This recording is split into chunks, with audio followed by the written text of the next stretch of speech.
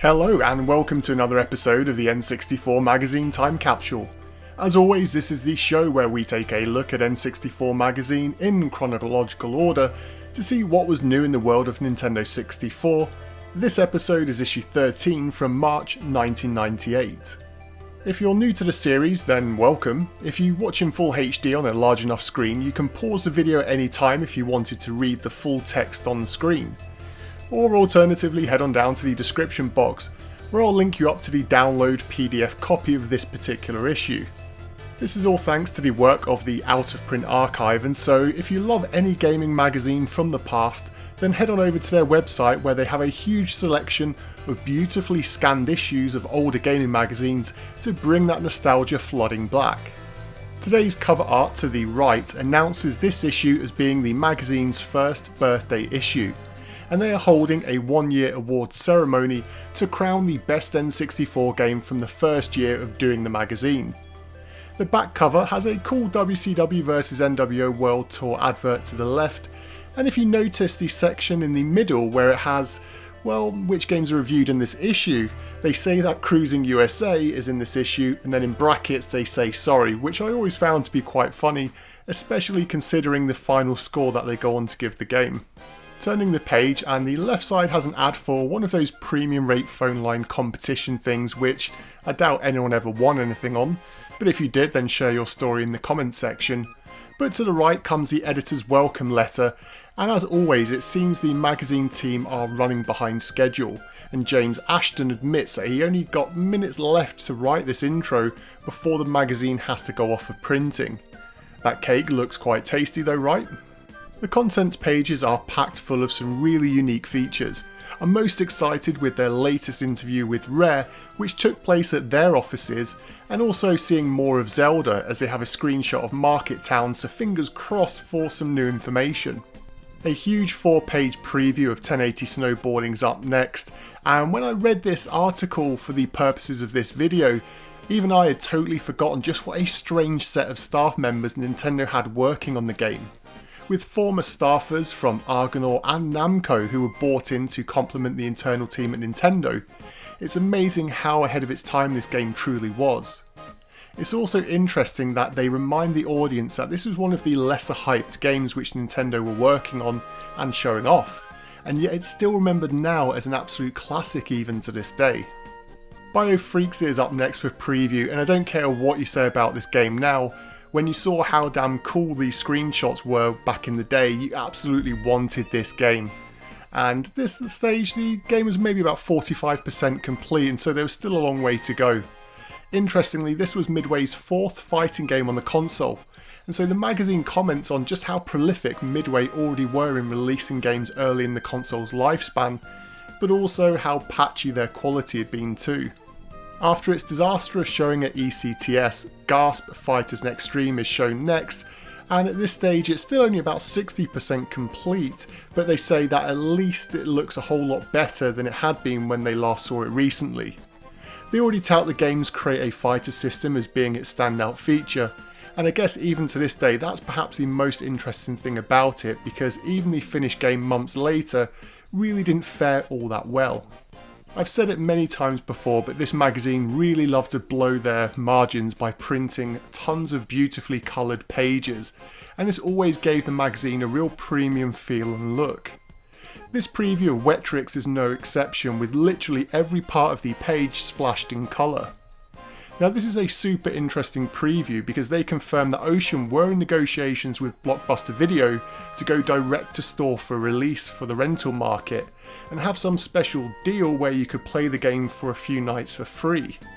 If that deal had happened, I think the game would have flopped massively, because if someone rented this for a few days for free, then I expect that probably 99% of people playing it would have just returned it to the store and been done with it.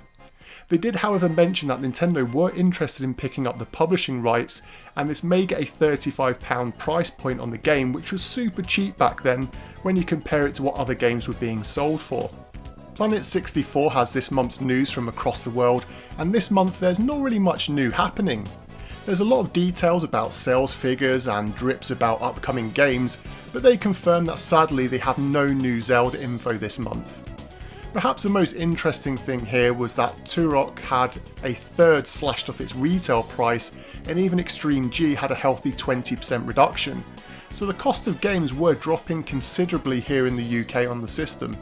The next page has your usual roundup of new accessory reviews, Retro Corner and Fanzine Farm. What caught my eye here though was that the magazine had picked up on the rumour that The Legend of Zelda Ocarina of Time would come in a gold coloured cart. And to my knowledge, this was the first magazine to confirm this was being considered anywhere in the world, and so it shows that the magazine's contacts were pretty spot on here, at least for everyone outside of England anyway. Planet 64 has this month's roundup of key games in development which are expected to move into preview stage pretty soon. Look, there's Banjo and there's Gecko, so have a read of those at your own leisure, but anyone remember TEO 64DD? Look at the top right. This was a game for the N64DD which would use the voice recognition unit, and this would be very similar in its description to what would end up being Hey You Pikachu.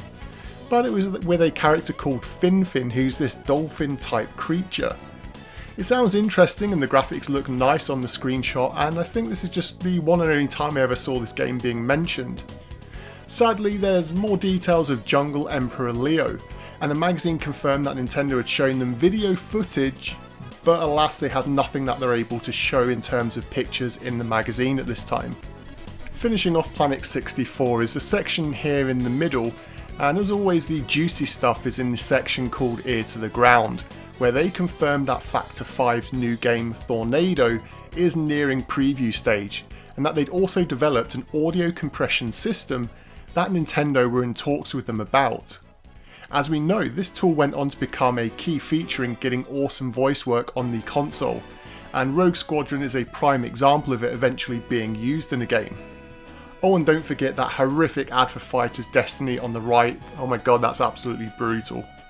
This month's RPG news is slim pickings, and the magazine confirms that they have played a new build of Holy Magic Century, or Quest 64 as many of you will know it, and it's come on a great deal from when they last played it, and it was becoming quite a promising game.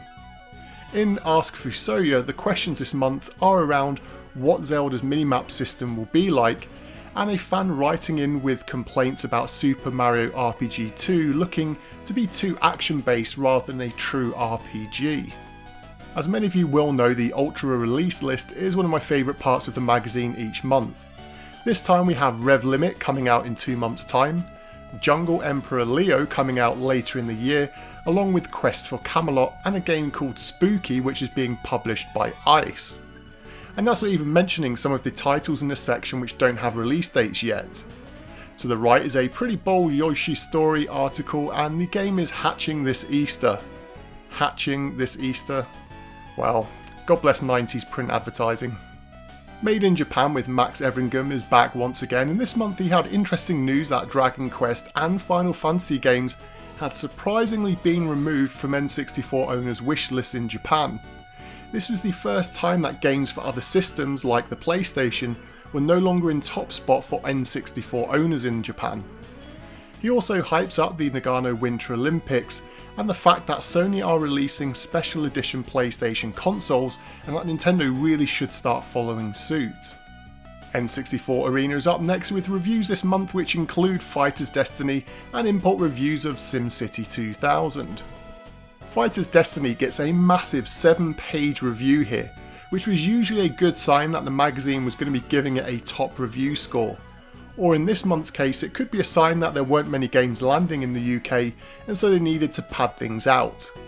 Thankfully, this review is very positive, and anyone who's played the game will know that for its time it was one of the most unique and creative fighting game systems on the market.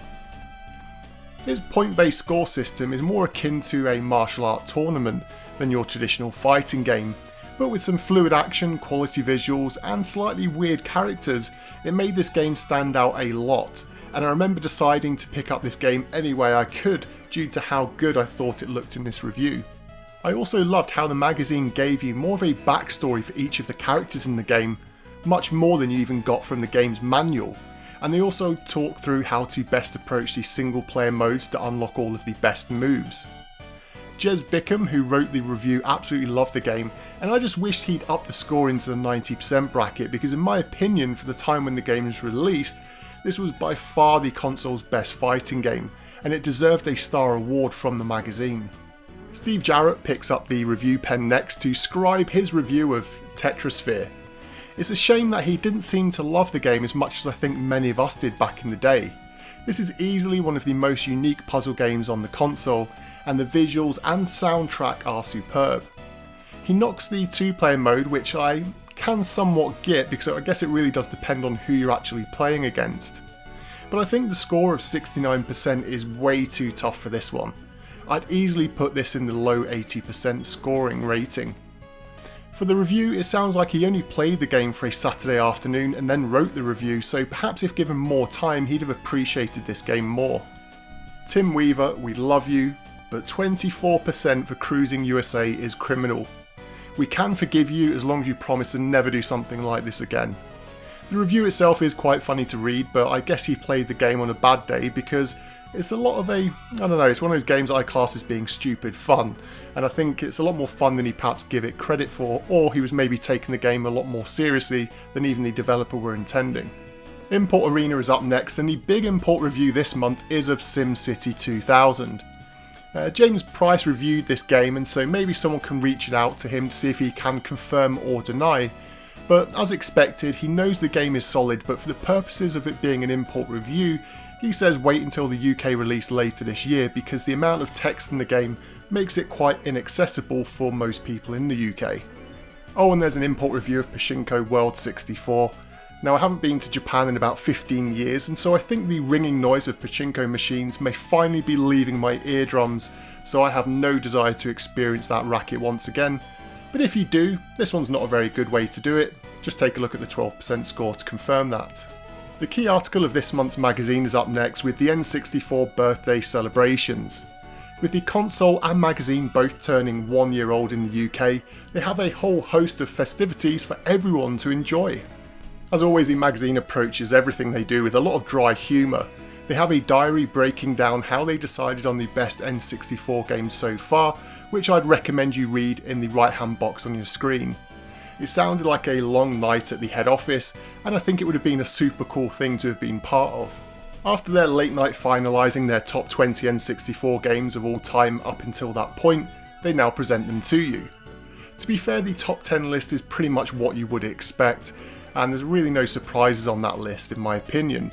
But if you actually look at numbers 11 to 20, that's where you see all the real surprises, which include having weird games like Tamagotchi World above games like Fighter's Destiny and even Top Gear Rally, which are big fan favourites. No surprises, GoldenEye was in top spot, and that leads us nicely into the Rare Essentials, which is an interview with the developers themselves. To be fair, it is a bit of a run-of-the-mill interview, and there's nothing new here that isn't now common knowledge. But what I liked most was seeing the candid photos from Rare offices here in the UK. I drive past them every now and again on my travels across the country here, and the offices have changed quite a lot since those days. And I guess they're now they're a lot bigger company and also much more valued than they were way back in this day. And of course they'll also have more staff members working there. If you want to look at what their current offices look like though, just go ahead and follow Rare on Instagram because they do post awesome photos of their studios, especially the grounds that the offices are in, which are absolutely superb. And there's lots of sort of hidden Easter eggs around the grounds, which is quite cool to look out for. There's an interesting, albeit strange addition next, which are some pie charts regarding the top N64 20 list. This seems like it may have been given to someone on work experience to keep them busy and to give them something to do that they could actually stick into the magazine. Yeah, it's weird and it's interesting to an extent. And there's also the N64 Magazine Reader Awards section to the right, and they're wanting people to send in their top 5 games on the console so far. I do love a good old-fashioned gaming magazine contest, and if you had a chance here to become Britain's best GoldenEye player and walk away with this cool-looking PPK in gold on a plaque, that looks like it came from a 1970s retirement celebration. The challenges here were actually pretty cool and would have been fairly easy to achieve with some practice, but it was all about the speed overall. It's funny how the magazine had to explain how you could record games using your VCR back in the day, or even how to take photos of the screen without getting terrible photos with problems with flash and so on.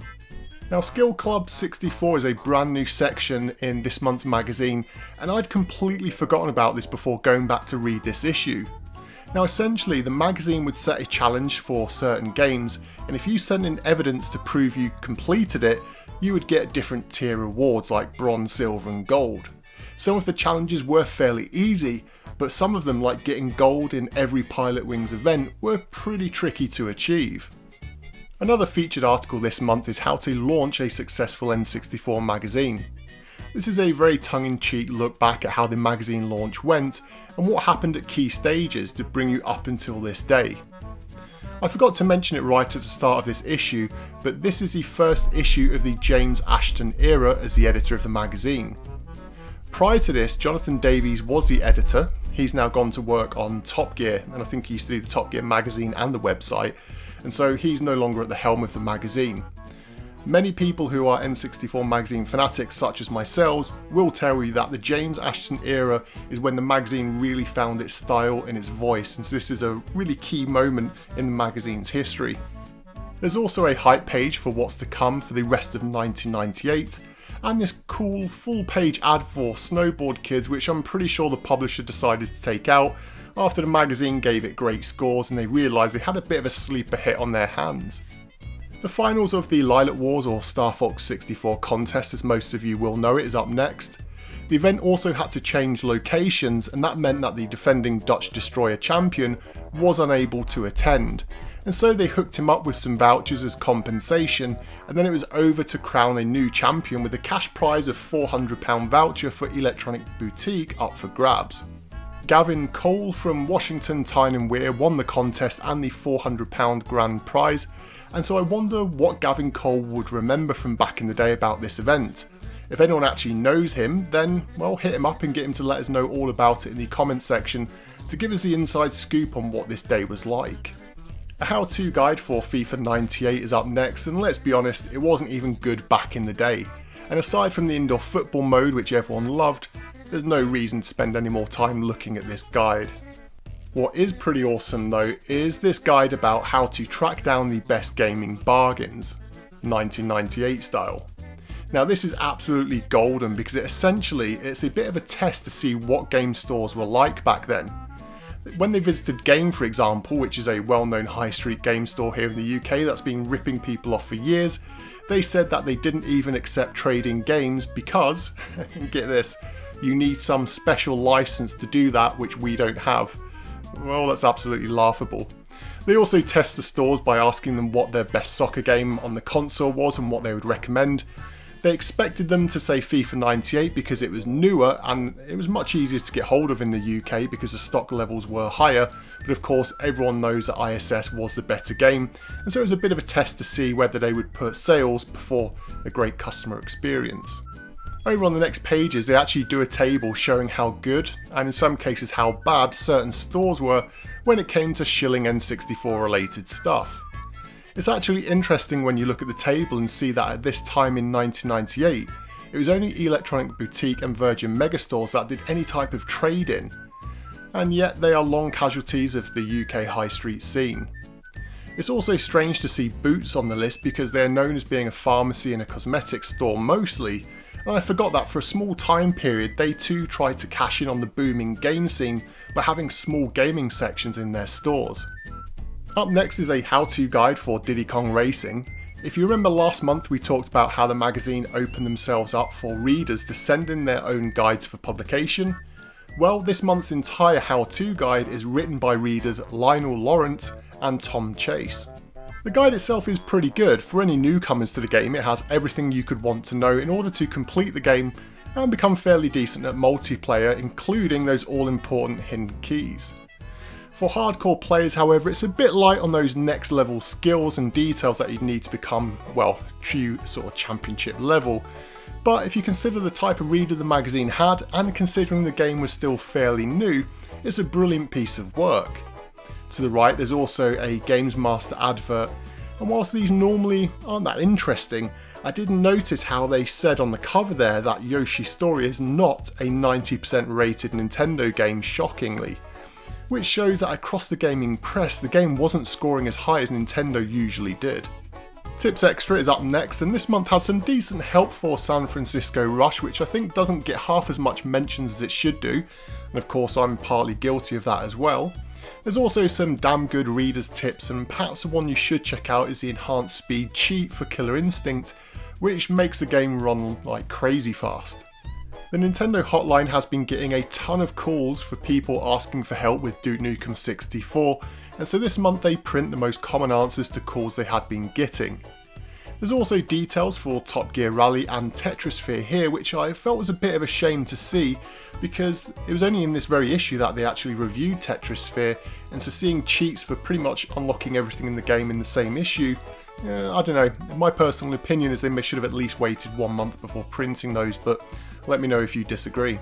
I'm the Best is here with the latest high scores, fastest times and so on from the readers across the world. They mentioned that their response to the Top Gear Rally request had been quite poor, and they're holding a 1 month special on Ancient Lake in DKR to get people's best times in to win a controller. I say it every month, but maybe one time I'll have to do an episode where I see how many of these top scores I could still beat. Probably Diddy Kong Racing is the only game I think I could smash up without too much practice once again. Club 64 has some readers' letters this month, and it's funny to see because there's both letters saying that DKR is one of the best games on the console, and another letter saying they felt it wasn't a patch compared to Mario Kart 64. The debate about these two games still rages on some 20 plus years later, my friend.